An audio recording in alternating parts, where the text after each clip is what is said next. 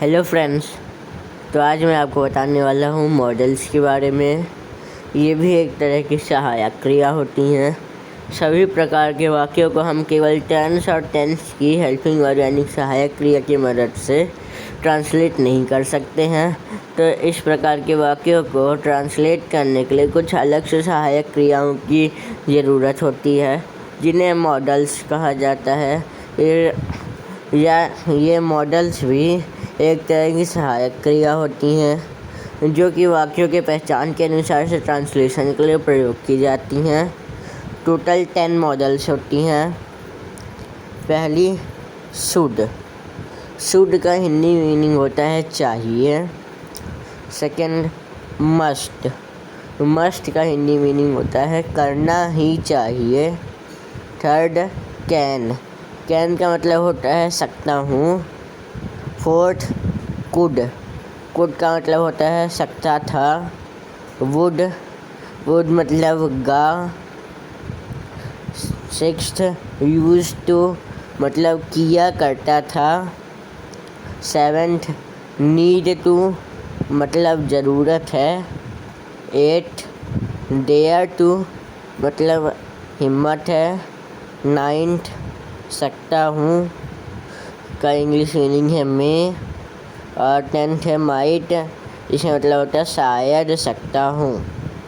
यहाँ पे आपने एक चीज़ देखी होगी कि मैं और कैन दोनों का हिंदी मीनिंग सेम है। यहाँ पे ऐसा इसलिए है क्योंकि कैन मतलब मैं कर सकता हूँ, ऐसा यहाँ से मैं कूद सकता हूँ, मैं गा सकता हूँ, ऐसा वाला यहाँ पे कैन यूज होता है। वहीं मैं तब यूज होता है जब हम लोग किसी से परमिशन लेते हैं कि मैं अंदर आ सकता हूँ। ऐसे जब हम लोग अगर विनम्रता से बोलते हैं तब वहाँ पे मैं यूज होता है। वहीं अगर हम किसी को बताते हैं ऐसा कि मैं ऐसा कर सकता हूँ तब वहाँ पे कैन का यूज होता है। और इन सभी मॉडल्स के यूजेस, इनके फार्मूलाज की कैसे इनको ट्रांसलेशन करना है, वो सभी चीज़ें मैं आपको आने वाली वीडियोस में बताऊंगा। आज मैं आपको एक नए शब्द के बारे में बताने वाला हूँ जिसके में कई सारे लोग कंफ्यूज हो जाते हैं, जो कि है परहैप्स। इसका हिंदी मीनिंग होता है शायद। इसका और माइट का बीच में कोई रिलेशन नहीं है कि आप ये सोच लें कि माइट और परहैप्स सेम है, क्योंकि दोनों के मीनिंग में स्टार्टिंग में शायद आता है। लेकिन माइट तब यूज होता है जैसे शायद वह आ सकता है। यहाँ पे शायद भी आया, सकता भी आया है, तब वहाँ पे माइट यूज होगा। लेकिन वहीं परहैप्स तब यूज होता है जब पूरे वाक्य में सकता नहीं आता है, सिर्फ शायद का उपयोग होता है। जैसे शायद वह आएगा, शायद वह यहाँ से जाएगा, ऐसे में परहैप्स का यूज होता है। इसके फॉर्मूलास होते हैं अगर हिंदी वाक्य अफर्मेटिव यानी कि सकारात्मक होता है तब फॉर्मूला होगा perhaps plus subject plus helping verb. उस हिसाब से डिसाइड होगी कि कौन से टेंस का वाक्य है। मैंने आपको पहले ही टेंस के बारे में पूरी चीज़ें बता रखी है। अगर आपने वीडियो नहीं देखा हो तो आप जाके देख सकते हैं।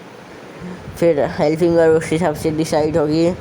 फिर प्लस वर्ब, और वर्ब की कौन सी फॉर्म लगनी है वो भी हेल्पिंग वर्ब के ऊपर ही डिसाइड होगी और टेंस के ऊपर डिसाइड होगी कि कौन सा हेल्पिंग वर्ब है, कौन सी टेंस है।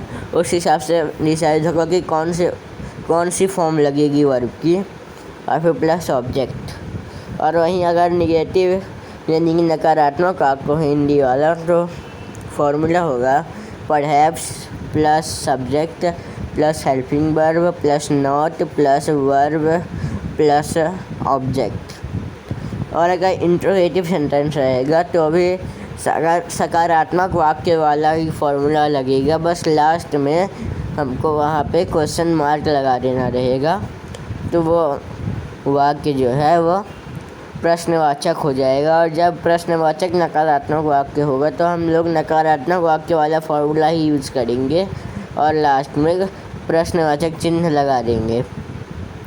जैसे कुछ एग्जांपल देता हूँ, शायद हमें थोड़ा और नमक डालने की ज़रूरत है। यहाँ पे ये परहैप्स वाला सेंटेंस है और हम ऐसा पूछ रहे हैं कि और नमक डालने की ज़रूरत है क्या, ऐसा कुछ पूछ रहे हैं, इसलिए यहाँ पे इंट्रोगेटिव सेंटेंस है ये, यानी कि प्रश्नवाचक वाक्य है।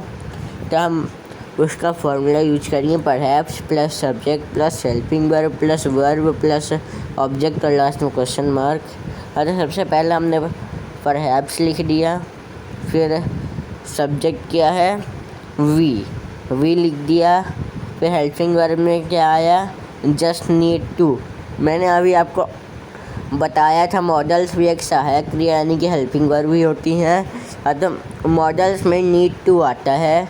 तो यहाँ पे हेल्पिंग वर्ब में क्या लगा मॉडल वाला हेल्पिंग वर्ब, तो क्या आ गया perhaps we just need to.